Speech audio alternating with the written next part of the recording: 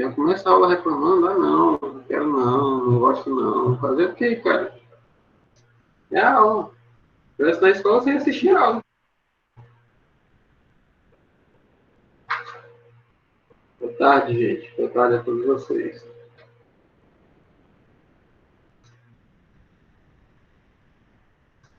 Ok? Hoje nossa aula vai ser de história, que a gente vai dar continuidade à aula que nós iniciamos ontem, né, o andamento da nossa reflexão sobre a reforma. E, para isso, você vai abrir o livro na página 113. Ontem nós paramos em uma atividade, e ontem nós vimos sobre o luteranismo, vimos vários efeitos, né? Vimos a questão da paz de Habsburgo, vimos a questão da revolta dos anabatistas, tudo envolvido com a reforma que foi o luteranismo. Então, a proposta para a nossa aula hoje é que nós possamos ver tanto o calvinismo como o anglicanismo. E, ao final da aula, nós vamos ver a reforma da Igreja Católica. Nós vamos ver a reação da Igreja Católica. Porque, até então, os protestantes, até então, as pessoas que estão inconformadas com a Igreja, estão se manifestando. E a Igreja Católica quietinha, né? Vamos ver a contra-reforma, vamos ver o que a Igreja Católica fez depois das manifestações. Estou só colocando aqui a página no chat para poder ficar registrado aqui para a gente. Pronto. Então, o livro de História, página 113. Ok, na página 113 nós vemos o calvinismo, que é o segundo movimento, né? Um segundo movimento que foi ali desenvolvido no período da Reforma. Sobre o calvinismo, o texto fala assim, ó: o luteranismo acabou incentivando vários movimentos de rupturas religiosas por toda a Europa. Então, o luteranismo, mesmo sendo local, o luteranismo, mesmo sendo ali naquele reino, ele acabou influenciando boa parte dos europeus, acabou influenciando toda a Europa, certo? Boa parte da Europa. Inclusive, essa influência ela chegou até a Suíça, certo? Lá em cima, né? Continente europeu. Se estuda geografia, você percebe, então chegou lá em cima, na Suíça, certo? E na Suíça, esse movimento, ele teve em todos os lugares, quando chegava, ele pegava uma roupagem diferente, certo? Então, ele teve uma abordagem, teve uma nova roupagem e foi chamado de calvinismo, ok? Calvinismo. Então, e foi nesse contexto, né, contexto de revoluções políticas e econômicas se espalhando por toda a Europa, que surge o calvinismo. E o calvinismo, certo, ele teve como principal característica a formação essas disputas econômicas entre a classe burguesa e a Igreja Católica. Vão que perguntaram assim, professor, quer dizer que a Igreja Católica mandava geral? Certo? Mandava geral, só que sempre tinham aqueles resistentes, né? Tinham aquelas pessoas da resistência, e tinha uma classe burguesa que fazia parte dessa resistência. Então, o calvinismo, o movimento calvinista na Suíça, foi basicamente uma disputa entre a Igreja Católica e a classe burguesa, tá bom? E a classe burguesa. Ô, Isabelle, nós vamos fazer o seguinte, logo que nós terminarmos a Contra-Reforma, vocês vão ter uma outra atividade. E aí, na próxima aula será apenas correção de atividade, certo? A próxima aula nós vamos corrigir a atividade que foi passada ontem, até porque eu acredito que nem todos tiveram tempo de fazer completamente, então nós vamos corrigir a atividade que foi passada ontem, e também vamos corrigir a atividade que vai ser passada hoje. Então, a próxima aula é apenas correção. Voltando aqui para o calvinismo, a classe burguesa e a Igreja Católica disputavam entre si na Suíça. Essa disputa ela aconteceu enquanto surgia, enquanto erguia, enquanto se fortalecia o movimento chamado calvinista, certo? E esse movimento ele envolveu 4 cidades principais da Suíça. 4 cidades principais, que foi Zurique, Basileia, Berna e Genebra, certo? Então, o movimento, ele se espalhou, né, ele se disseminou por toda a Suíça, mas os pontos marcantes do movimento foram em Zurique, em Basileia, em Berna e em Genebra, certo? Em Genebra, onde Genebra foi o estopim, né? Onde nós vamos já falar sobre Genebra de novo, onde Genebra foi o marco para o movimento, tá? Então, e esse movimento ele foi administrado por burgueses comerciantes, certo? Ele foi financiado pela burguesia suíça. Por quê? Porque a burguesia suíça queria financiar os calvinistas para que esses, em disputa com a Igreja Católica, enfraquecessem o poder da Igreja Católica sobre a Suíça, para que os burgueses tivessem uma maior liberdade de trabalhar o seu capitalismo, de desenvolver o seu capitalismo, de crescer financeiramente, de maneira estatal, de maneira material, materialmente também falando. Então, os burgueses comerciantes, eles eram que financiavam todo o movimento. Financiavam alimentos, financiavam material impresso, tudo que o movimento calvinista precisava, os burgueses eram que financiavam, que alimentavam e administravam, tá bom? Então, assim como outros burgueses da Europa, os suíços também afirmavam que as imposições da Igreja Católica eram obstáculos para o crescimento econômico. Como eu falei, eles queriam que a Igreja Católica se enfraquecesse em disputas com os calvinistas, para que eles pudessem ter um maior crescimento econômico, porque aquelas várias imposições da Igreja Católica, as altas taxas cobradas, né, a total soberania, decisões sendo tomadas no lugar dos comerciantes, então tudo isso atrapalhava o crescimento econômico, atrapalhava o desenvolvimento capitalista naquela região. E aí, por conta disso, eles não concordavam com a Igreja Católica. Tá bom, Walter? Nós não vamos corrigir a atividade hoje, Walter. A gente vai corrigir a atividade na próxima aula, certo? Nós vamos corrigir a atividade que eu passei ontem e a atividade que eu vou passar hoje, nós corrigiremos na próxima aula. Então, até a próxima aula, vocês podem mandar para mim a atividade para mim ir lá ticando vocês, certo? E colocando ok nas atividades de vocês. Tem gente que está fazendo atividade, não está mandando um ok, não está dizendo que fez, não está mandando uma foto, não está prestando relatório nenhum sobre as suas atividades. Isso está contando, certo? Isso está sendo somado, certo? Somado ou diminuído, tá bom? Então, fez atividade, vai lá no sala de aula, dá um toquezinho, tira uma fotozinha, manda foto, tá? Vai lá no grupo, manda foto para mim, tá? E aí, assim, eu já pego o seu nome, já boto ali, certo? Como atividade feita. Beleza? Página 114. Página 114. Lá da página 113, a gente já está passando para 114, já sabe que o movimento foi financiado pelos burgueses, já sabe que o movimento aconteceu na Suíça, já sabe que esse movimento chegou em Zurique, Belém, chegou Basileia, chegou em Berna e até Genebra, tá bom? Então, um padre humanista chamado Ulrich Zwingli, certo? Ulrich Zwingli, adotando as ideias luteranas, iniciou o movimento reformista na Suíça. Então, Zwingli foi quem começou o movimento de reforma na Suíça. Na Suíça. Eu não sei se vocês lembram, mas nas nossas aulas passadas eu falei que esse movimento de reforma ele começou em vários lugares ao mesmo tempo. Certo? Então, isso aqui não é um movimento atrás do outro. Isso aqui é um movimento generalizado, certo? Um movimento contagiando o outro, e a Europa inteira passando por uma grande reforma, entendeu? Passando por uma grande reforma. Então, foi um contagiando, e aí esse movimento foi crescendo. Então, na Suíça, quem foi contagiado foi Ulrich Zwingli, e o Ulrich Zwingli, ele iniciou esse movimento, ele deu início, e as suas principais ideias eram ele alegava que a igreja estava distante do seu povo, certo? Ele reclamava muito sobre a relação da igreja católica com o povo.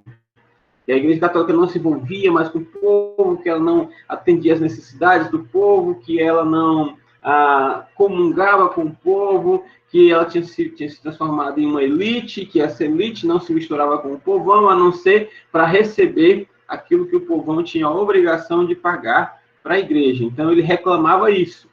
Ele reclamava da distância da igreja para o seu povo. E ele também, outra das suas principais afirmações é que ele defendia a predestinação como forma de salvação, e não a absolvição por meio de indulgências cobradas pela igreja. Então, a salvação é por meio da fé, certo? Não, ela não é comprada. Você não pode comprar o perdão dos seus pecados. Você recebe o perdão dos seus pecados quando você pede e quando você pede a Deus. Era isso que Zwingli anunciava, era isso que Zwingli afirmava, certo?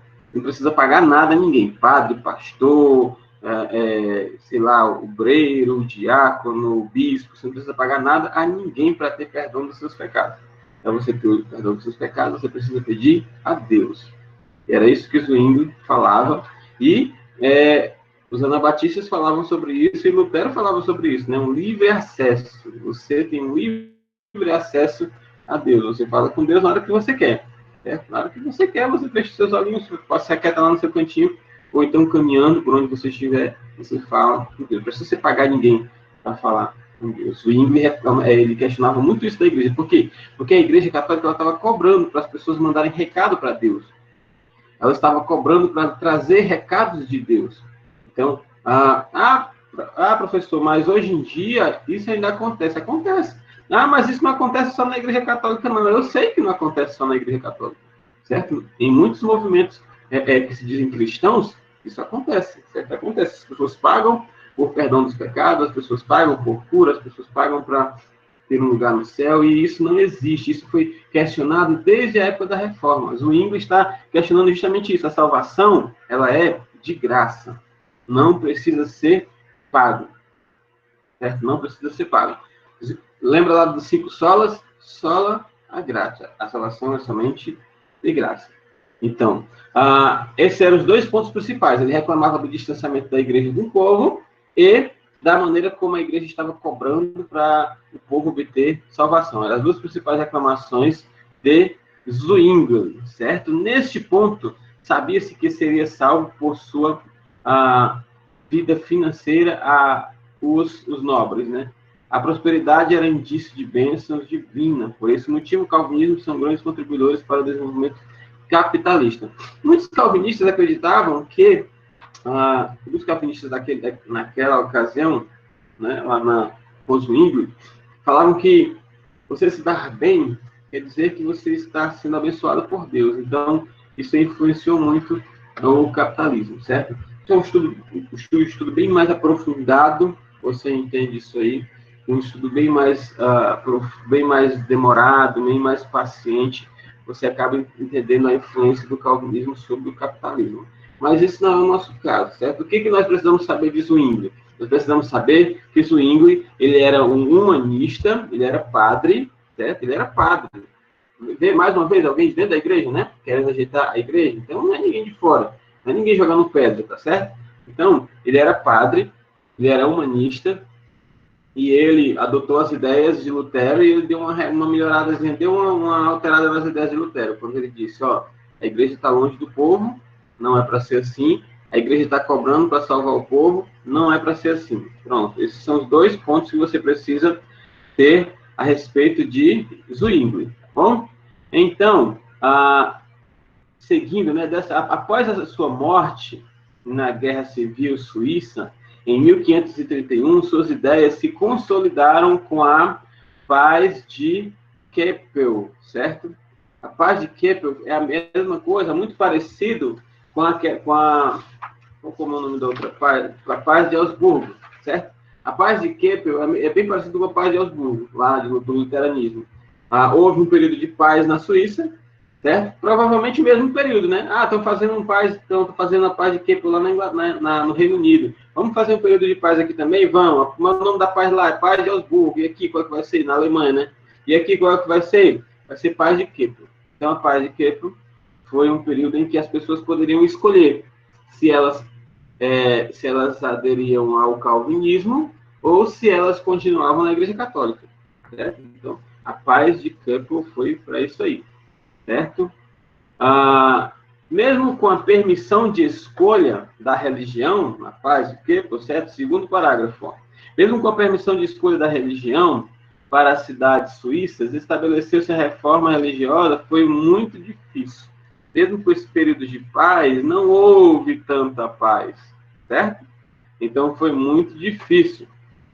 A Igreja Católica ainda influenciava bastante a política nessa cidade. Em outras palavras, seria a disputa entre os bispos católicos e os duques de Saboia. Bom, os duques de Saboia, pelo lado do calvinismo, e os bispos católicos, como o próprio nome diz, pelo lado da Igreja Católica. Então, houve essa disputa aí na Suíça. E no meio dessa disputa, o calvinismo ele tem o seu apogeu na cidade de Genebra, certo? E na cidade de Genebra se destaca um importante teólogo que até hoje é lembrado. Tanto é que o nome do movimento é dado hoje nós chamamos esse movimento desse nome por causa dele. Então surge um importante teólogo, João Calvino.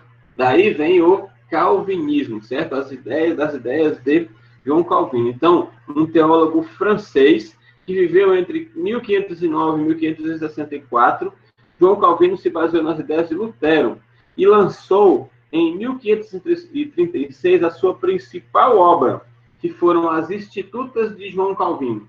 Certo? Até hoje ainda tem as Institutas de João Calvino. Tá? Eu tenho até ela aqui, mas é porque não separei ela, e como tem muito livro aqui, eu não sei ao certo onde ela está. Mas eu tenho ela aqui. Então, são 4 livros, certo? Uma coleção de 4 livros. As Institutas de João Calvino. Tem ela em PDF, certo? Muito bom, uma leitura muito boa. Não dá nem 3 mil páginas, certo? Se lê aí no final de semana, tá bom? Então, as Institutas de João Calvino, uma leitura muito boa. Nessas Institutas, ele defende o quê? Certo? Nessas Institutas fica bem claro que ele defende a fé como forma de salvação das pessoas, certo? Nesses livros, ele defende a fé como forma de salvação das pessoas. Além da sua posição contrária à venda de indulgências, ele deixa bem claro nos livros, certo? A fé pela salvação, e eu sou totalmente contra a venda de indulgências, venda de perdão de pecados. Ele também faz alguns ensinamentos a respeito da predestinação, certo? E ele fala que justamente a predestinação é uma salvação previamente estabelecida por Deus para os homens, certo? Ensino de predestinação. Professor, e o que é predestinação? Predestinação é justamente, historicamente aqui, no nosso contexto, o que eu posso dizer é que é a ideia de que Deus prepara tudo para que os homens possam chegar no céu, tá bom? Se você quiser saber um pouco mais sobre predestinação, você vai na internet e você vai encontrar ali uns trocentos milhões de páginas falando sobre predestinação, tá bom? Buscando consolidar sua concepção, em 1541, Calvino tomou o poder e criou uma espécie de assembleia chamada de consistório. Então, Calvino foi se fortalecendo, o cara foi se levantando lá em Genebra, certo? Calvinismo crescendo, o cara fera mesmo, ele fez as Institutas e ele escreveu, não foi pouco, escreveu muito. Quem lê as Institutas vê que é show a leitura, certo? E aí, esse cara foi crescendo em respaldo, foi crescendo em reconhecimento, certo? E ele, para poder consolidar o calvinismo naquela região, ele assumiu o poder. Para poder consolidar, ele assumiu. Pode ser, viu, Ana? Eu estou vendo aqui o seu recado, tá certo? Então, ele assumiu o poder para consolidar. Fez o consistório de Genebra, foi apoiado pela burguesia, certo? A burguesia, bancou geral. Ele bancou geral. João Calvino é bancado geral pela burguesia. Ele assumiu o poder e ele tinha tudo o que ele necessitava, tudo o que ele precisasse para difundir o calvinismo naquela região, tá certo? E as ideias de Calvino chegaram até a França, com os hugenotes, certo? Com os hugnotes, certo? Com os hugnotes, com os puritanos e com os presbiterianos. Professor, aqui na nossa cidade tem uma igreja presbiteriana. Esse presbiteriano aí é dos presbiterianos? Sim, certo? É o mesmo grupo que subsiste até hoje, tá bom? Então, o mesmo grupo. E aí, sobre os hugnotes, Tem aqui, ó, os calvinistas franceses eram chamados de huguenotes por seus inimigos no século XVI e XVII. Por que huguenotes? Não sei, tá bom? Depois, se você quiser, eu pesquiso e conto para você. Certo? Tem uma referência aí a alguns líderes, certo? Mas eu não vou lhe afirmar ao certo, porque eu não tenho a precisão da informação, mas eu vou buscar e vou lhe informar. Porque eles eram chamados de huguenotes. Os puritanos eram protestantes radicais da Inglaterra. Eles seguiam estritamente os ensinamentos bíblicos e rejeitavam os prazeres do mundo. Puritano. Por que puritanos? Eles procuravam viver uma vida pura, certo? Pura. Por isso, puritanos, tá bom? Por isso, puritanos. Eles se esforçavam por viver uma vida pura.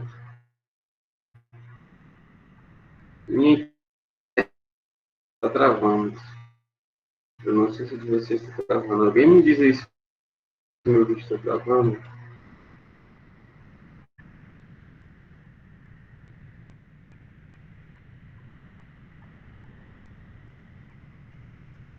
E mexer menos. É porque a gente se empolga mesmo. E aí, melhorou? Parado? Melhorou, né? Ela parou de travar. Só que aí, cara, o cara dá aula o tempo todinho, né, irmão? Assim, ó, paradão, cara, não vai não. Não. Mas vamos fazer o esforço, certo? Deixa eu passar aqui um pouquinho pelo computador, pegar uma resolução melhor, tá? Vamos trabalhar aqui que nós temos.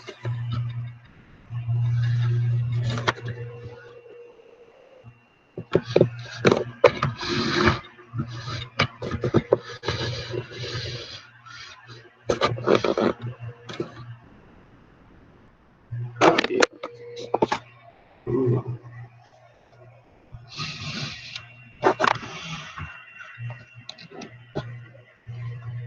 Pronto. Então, daí nós chegamos ao final da nossa exposição sobre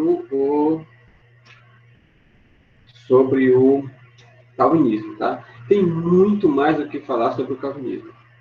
Tem muito mais do que falar sobre isso. Só que nós estamos vendo nós estamos vendo um panorama, certo? Sobre a reforma. Se você fosse estudar sobre a reforma, você ia passar aí uns 8 anos da sua vida estudando sobre a reforma para aprender alguma coisa mais concisa, certo? Só que nós estamos vendo o panorama. Então, sobre o calvinismo, nós paramos por aqui. Para você, então, o que é importante eu saber sobre o calvinismo? Primeiro, quem que deu início ao movimento? Zwingli, certo? Zwingli, um padre humanista, certo? Ele teve as suas ideias, ele reclamava do quê? Ele reclamava que a Igreja Católica estava distante do povo e que a Igreja Católica estava cobrando impostos ao povo.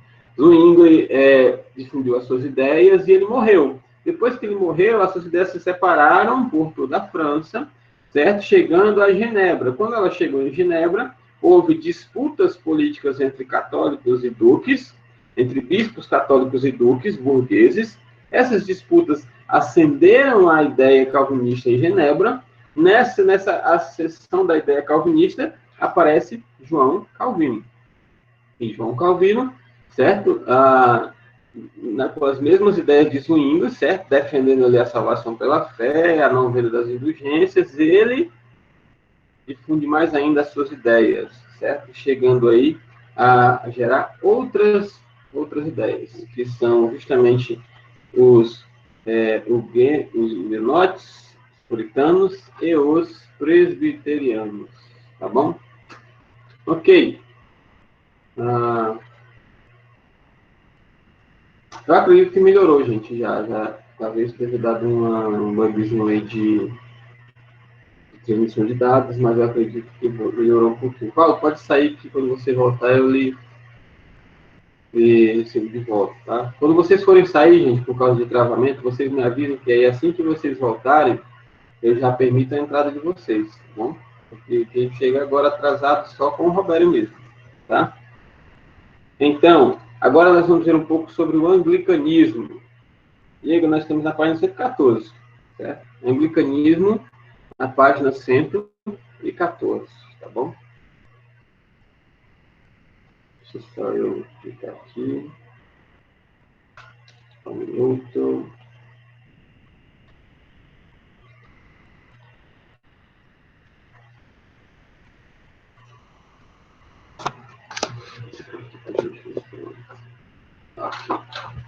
Assim fica melhor. Procurando diminuir ao máximo a transmissão de dados, né, tirar os caracteres da tela para poder melhorar para a gente. Anglicanismo, página 114. O movimento de ruptura religiosa na Inglaterra teve características bastante curiosas, quando as discussões religiosas encontraram espaço entre os ingleses, certo? E chegou lá num povo chamado gentry. Quem era esse povo chamado gentry? Certo? Eram pequenos nobres, certo? Era uma pequena parte da nobreza que tinha suas atividades voltadas para o comércio mercantil, tá bom? Então as ideias se espalharam, as ideias se difundiram, mesmo com essa questão política e econômica. A ruptura religiosa na Inglaterra iniciou por questões pessoais de Henrique VIII. Então as ideias estavam espalhadas, certo? A Igreja Católica já estava queimada na Inglaterra, por conta dessas coisas que nós vimos falando há vários dias, certo? Só que o movimento, ele teve início não por uma pessoa que difundiu as ideias, ou não por alguém que chegou nas portas de uma igreja reclamando, ou alguém que propôs uma reforma diferente, não. Essas ideias elas já estavam espalhadas pelo ar, certo? As ideias de Lutero já estavam espalhadas pelo ar, os ensinamentos de Calvino já tinham atingido eles, tinham chegado até a Inglaterra, certo? Só que Henrique VIII, ele criou uma questão com a Igreja Católica, e essa questão fez com que ele desse início ao rompimento da Inglaterra com a Igreja Católica, certo? Que questão foi essa? Ele queria separar da sua esposa, Catarina de Aragão. Ele queria separar da sua esposa. Queria casar de novo, certo? Ele queria casar de novo com a Ana Bolena. Ele queria casar de novo com a Ana Bolena. Só que a Igreja Católica, ele pediu, né, o divórcio, só que a Catarina, tá bom, ela era amiga, certo? A família dela era muito amiga e ela era filha, né? Ela era filha do Carlos V, e o Carlos V, ele era muito unido, ele era do lado da Igreja Católica, certo? Ele era muito unido com a Igreja Católica. Aí o que o Carlos V fez? O Carlos V mexeu com seus pauzinhos, e a Igreja Católica não autorizou a separação, certo? Não autorizou, não. Então, com a Igreja Católica não autorizando a separação do Carlos VIII, com a Catarina, porque ele queria casar com a Ana Bolena, o Carlos VIII ficou com raiva, o Henrique VIII ficou com raiva, certo? Isso, e rompeu geral. E quando ele rompeu, ele fundou uma linha de pensamento religiosa chamada anglicanismo, certo? Ele fundou o anglicanismo. E aí, quando ele fundou o anglicanismo, certo? Ele juntou ali os nobres da sua cidade, né? Juntou os nobres da Inglaterra, e ele propôs uma ação que fizesse com que a Igreja Católica perdesse o poder naquela região, certo? E essa ação ficou chamada de Ato de Supremacia, onde Henrique VIII estava acima da Igreja Católica na Inglaterra, tá bom? Na Inglaterra. Então, aí sim, ele pôde chefiar a Igreja Anglicana e casou-se com a Ana Bolena, tá bom? Foi isso. O anglicanismo começou como? Henrique VIII queria separar, a Igreja Católica não é que a Igreja Católica não autorizou, foi Carlos V que convenceu a Igreja Católica a não autorizar, porque Catarina era filha dele. Tá bom? Então, parece novela, né? Mas foi dessa forma, tá bom? Foi desse jeito.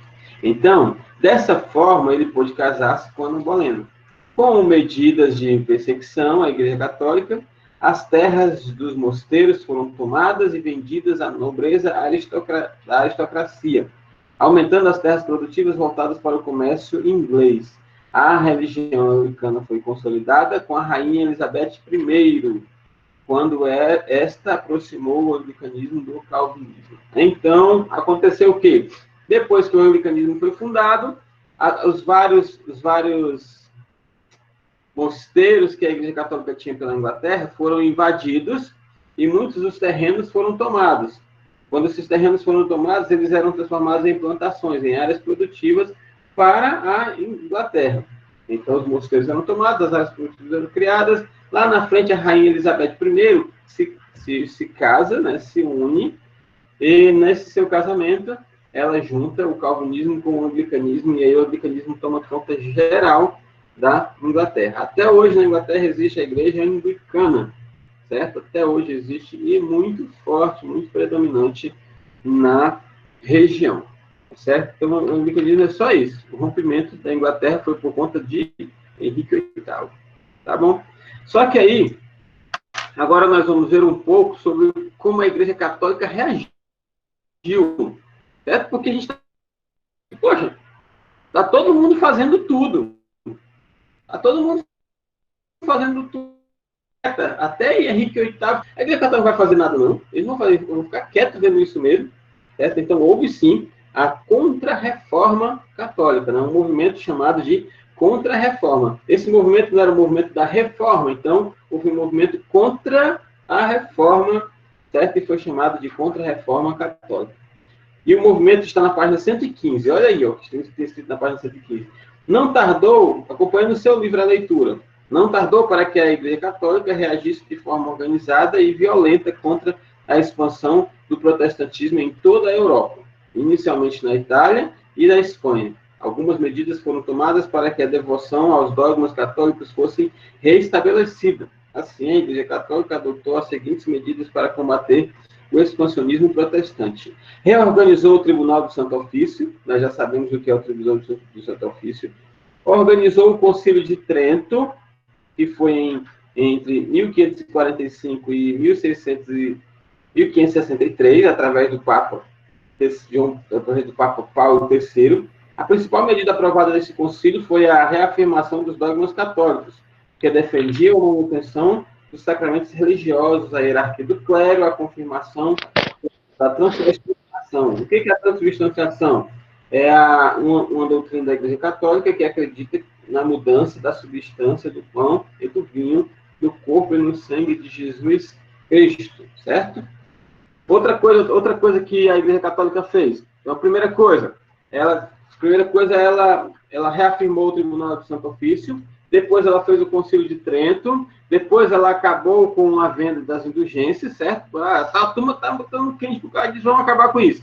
Acabou com a venda das indulgências, certo? Criou cursos de formação e aperfeiçoamento clerical, então criou curso de formação para novos padres, que a galera estava indo embora, né? A turma estava toda partindo, a turma estava toda rompendo com a Igreja Católica, então para renovar o colegiado de padres, ela criou cursos e aperfeiçoamento para aqueles que estivessem interessados em serem padres. Ela criou o Index, certo? O que era Index? Index era uma lista de livros proibidos pela Igreja Católica. Então, ela criou uma lista de livros que os fiéis eram proibidos de ler. Você não pode ler esse livro. Então, todos os livros que estivessem no Index, todos os fiéis católicos não poderiam nem ter em casa, quanto mais ler, tá bom? Então, todas as obras que criticassem ou fizessem oposição às ideias e aos dogmas católicos seriam queimados. Quem as lesse poderia ser condenado à morte. Então, se tivesse algum livro que dissesse assim, a Igreja Católica está errada porque está cobrando dízimo demais, queima o livro. Se tivesse um livro que dissesse assim, a Igreja Católica está errada porque ela está longe demais do povo, queima o livro. Então, a Igreja Católica está errada porque ela está vendendo, queima o livro. E quem lesse... você leu esse livro? Peraí, bota o seu pescocinho aqui que eu vou cortar. Vem cá, meu filho, vem cá, bota o seu pescocinho aqui que eu vou passar a espada no seu pescocinho. Era desse jeito. Quem lesse o livro poderia ser condenado até a morte. Por que a Igreja Católica fez isso? Justamente para que as pessoas não enchessem a cabeça com ideias, certo? As ideias que já causaram grandes revoluções. Ok? Depois, permitiu e incentivou o surgimento de ordens religiosas, que passaram a divulgar pelo mundo a fé católica, como a Companhia de Jesus, fundada por Inácio de Loyola, em 1540, cujos seguidores ficaram conhecidos como jesuítas. E esses jesuítas, olha aí a história, presta atenção na história. E esses jesuítas, em suas várias andanças pelo mundo todo, chegaram aonde? Chegaram em Baturité.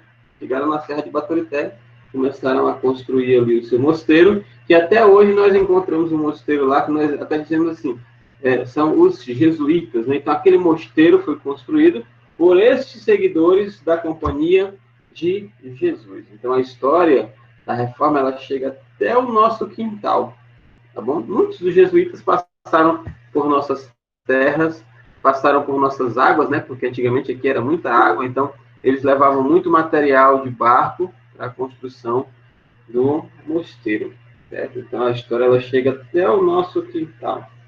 Essas medidas eram consideradas insuficientes pelo papado, que temia a perda do espaço político e religioso, visto que os protestantes tinham apoio da burguesia comerciante e dos príncipes. Então, a Igreja Católica não ficou quieta, ela reagiu tomando medidas severas com o Tribunal do Santo Ofício, ela reagiu tomando medidas brandas, retirando a venda das indulgências, formando novos padres. Ela reagiu de maneira ideológica quando ela organizou o Concílio de Trento, certo? E quando ela deixou que as várias ordens religiosas fossem surgidas. Então, a Igreja Católica estava quietinha na hora da reforma, mas lá no final ela reagiu. Ela reagiu e ela tomou várias decisões para tentar diminuir, certo, as consequências causadas pela reforma. E nós vimos que, de fato, elas conseguiram diminuir. Só que apenas diminuíram, né? Porque até hoje existem o que as pessoas chamam de protestantes, certo? Então, esses protestantes, eles vêm justamente desse período aí da reforma. E aí você vê batistas, que vieram dos anabatistas, você vê os presbiterianos, certo? Você vê calvinistas, você vê na Inglaterra, na Alemanha existe muito forte a igreja luterana ainda hoje. Na Inglaterra você vê muito forte a igreja anglicana até hoje e várias outras correntes que vieram, todas decorrentes desse período da reforma. Então houve a tentativa de, pelo menos o que a Igreja Católica conseguiu fazer com muito êxito foi não findar, certo? Foi não findar. Mas a Igreja Católica conseguiu fazer isso por quê? Porque os reformadores, eles não queriam destruir a igreja. Os reformadores, eles queriam reformar a igreja. Tá bom? E aí, para casa, você vai ficar com a atividadezinha da página 116, certo? A atividadezinha da página 116 até a página 123, tá bom? Eu vou colocar na sala de aula mais tarde, porque eu vou dar outra aula, mas quando eu sair de todas as aulas, aí eu coloco lá, certo? Mas eu vou colocar aqui no chat para vocês ficarem sabendo.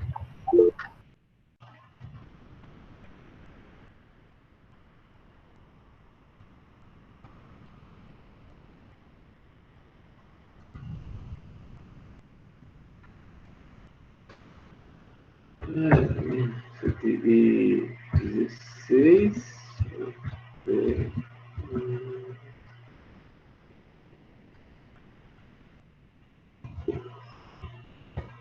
Então tá, pessoal, tá aí. Atividade da página 116 até a 123.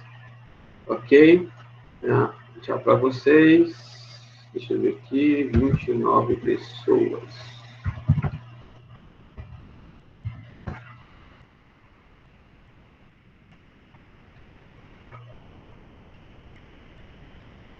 Ok, deixa eu encerrar aqui no sal.